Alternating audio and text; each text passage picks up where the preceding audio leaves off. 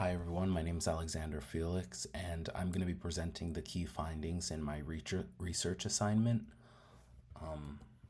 So, the topic that I chose was gun control, but gun control through the lens of the legal issues that may or may not arise from it.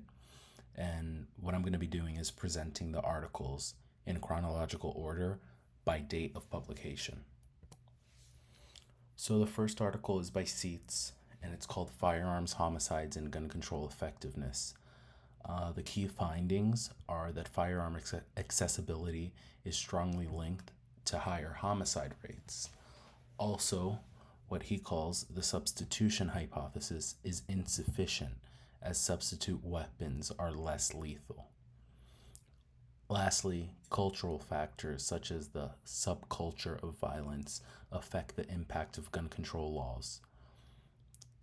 A concise conclusion would be that restricting firearm accessibility through legislation effectively reduces violent outcomes, particularly in contexts with less entrenched gun cultures. Up next, we have Gun Control by La Follette, and some of the findings were that gun ownership is a derivative right, not fundamental, and what he argues can and should be restricted for societal safety. Also, guns are inherently dangerous and disproportionately contribute to societal harms such as homicides and suicides. What he does is proposes a strict liability framework for gun ownership to encourage responsible use while respecting the rights. The conclusion would be that pragmatic gun control measures, such as the liability-based systems, are necessary to mitigate risk while respecting those individual freedoms, such as the Second Amendment. Next is Gun Self-Defense and Deterrence by Ludwig. Some of the findings here were that methodological discrepancies exist in estimates of defensive gun use, leading to unclear societal benefits. Also, defensive gun use sometimes prevents harm, but can escalate conflicts in other cases. Lastly, permissive concealed carry laws lack a lot of evidence for crime deterrence effects. Quick conclusion, policymakers should evaluate the net societal impact of gun policies rather than rely on the contested estimates of defensive gun use. Next is More Guns or More Gun Law Enforcement by Braga. Here, the key findings were that the unregulated secondary firearms market and reduced penalties hinder current law enforcement effectiveness.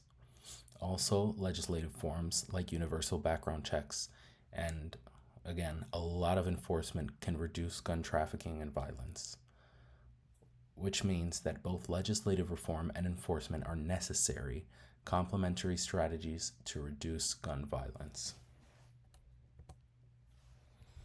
An article by Kwan and Bach called The Effectiveness of Legislation, Controlling Gun Use, a holistic measure of gun control legislation.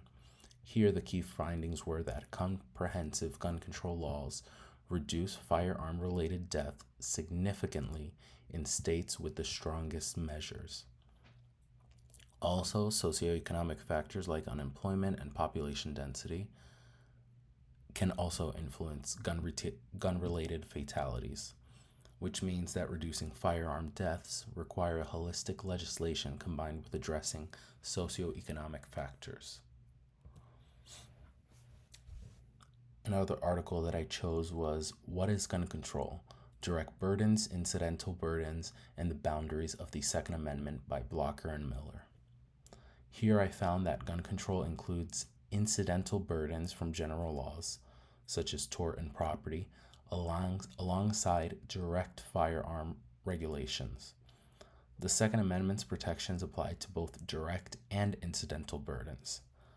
To summarize this, that means that courts should consider both direct and incidental burdens when interpreting Second Amendment protections.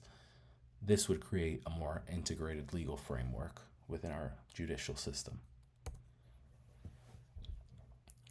The next article, Online Interest Regarding Violent Attacks, Gun Control, and Gun Purchase, a casual analysis by Gunn, Enrique, and Marco Cian and Molina.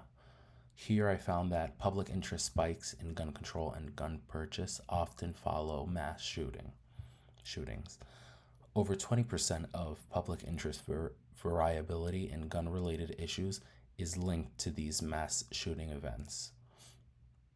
Next, discussions on gun control without actionable outcomes can inadvertently drive up these purchases.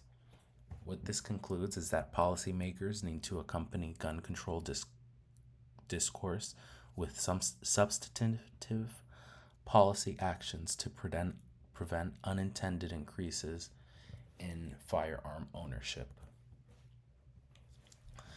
Then I have an article called State Gun Control, Gun Rights, and Preemptive Firearm Related Laws Across 50 States for 2009 to 2018. So this was the most recent article that I chose, which was published in 2021. And here, significant variation exists in state firearm related laws across the country. Most states implemented preemptive measures across nearly all gun control topics by 2018. However, they lack substantive gun control laws. Then we have punitive preemption, which is when you penalize local governments for enacting stricter regulations than state laws. These preemptive laws favored gun rights and limited local level gun control efforts. What that means is that state preemptive laws constrain effective gun control measures and predominantly favor gun rights, limiting policy advancements within our legislative system. So, how these legal issues surrounding gun control have evolved over time is what I wanted to focus on for this presentation, since I listed them in chronological order.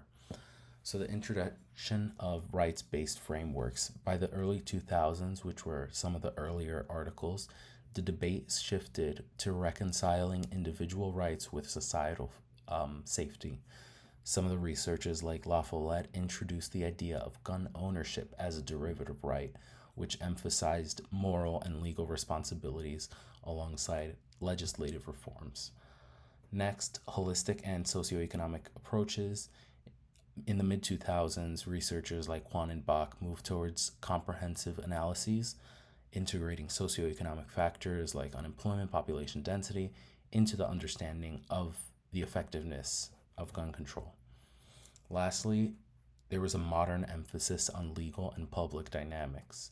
The more recent studies were able to prove the complexities of these incidental legal burdens or state preemptive laws and public responses to gun violence, which highlighted the interplay between legal frameworks, public interest, and political action in shaping gun control outcomes.